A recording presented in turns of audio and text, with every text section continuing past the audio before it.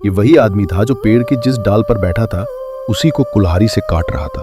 जंगल में शायद ही उससे बड़ा मूर्ख कोई रहा हो, जिसे देखकर छोटे छोटे बच्चे भी हंसी उड़ाते थे।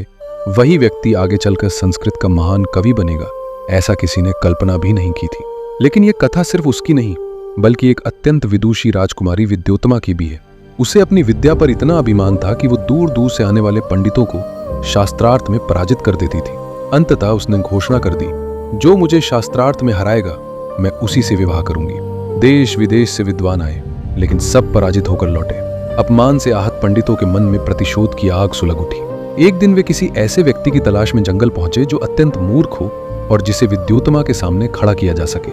तभी उनकी नजर एक युवक पर पड़ी। वो पेड़ की डाल पर बैठा उसी डाल को काट रहा था। कुल्हाड़ी चल रही थी और उसे अपनी करतूत का जरा भी अंदाजा नहीं था। पंडितों ने एक दूसरे को देखा और मुस्कुराए। इससे बड़ा मूर्ख पूरे जंगल में नहीं मिलेगा। यही राजकुमारी से विवाह करेगा और हमारा बदला पूरा होगा। वे उसे अपने साथ ले गए, उसे स्नान कराया, रेशमी वस्त्र पहनाए, माथे पर तिलक लगाया और समझाया, जब शास्त्रार्थ में बैठना एक शब्द भी मत बोलना, सिर्फ इशारों से जवाब देना। मूर्ख युवक मान गया। उसे क्या पता था कि उसकी जिंदगी का सबसे बड़ा धोखा उसके सामने खड़ा है। सभा सजी, विद्योत्तमा सामने बैठी।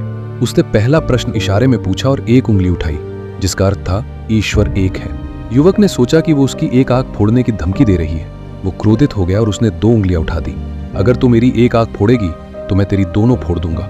विद्योत्तमा चकित रह गई। उसने अर्थ निकाला, ईश्वर एक है लेकिन उसके 2 रूप हैं। फिर उसने खुला हाथ दिखाया, जिसका अर्थ था 5 तत्व। युवक ने समझा कि वो थप्पड़ मारने वाली है, इसलिए उसने तुरंत मुट्ठी बांध ली। पहले मैं ही मार दूंगा। विद्योत्तमा ने इसका अर्थ लगाया, 5 तत्व अलग अलग नहीं, एक ही ब्रह्म में समाहित हैं। वो अत्यंत प्रभावित हुई और शास्त्रार्थ में अपनी हार स्वीकार कर ली। शादी तय हो गई। राजकुमारी बोली, मैं आप जैसे महान ज्ञानी से पहले कभी नहीं मिली। आज से मैं आपकी हूं। रात हुई, दोनों अकेले थे। विद्योत्तमा ने प्रेम से कहा, आज का दिन अद्भुत था। आपकी बुद्धि ने मेरा मन जीत लिया। मेरे प्रिय, कोई श्लोक सुनाइए। युवक हैरान रह गया। उसने अनजान बनकर पूछा, ये श्लोक क्या होता है? सच्चाई सामने आ चुकी थी।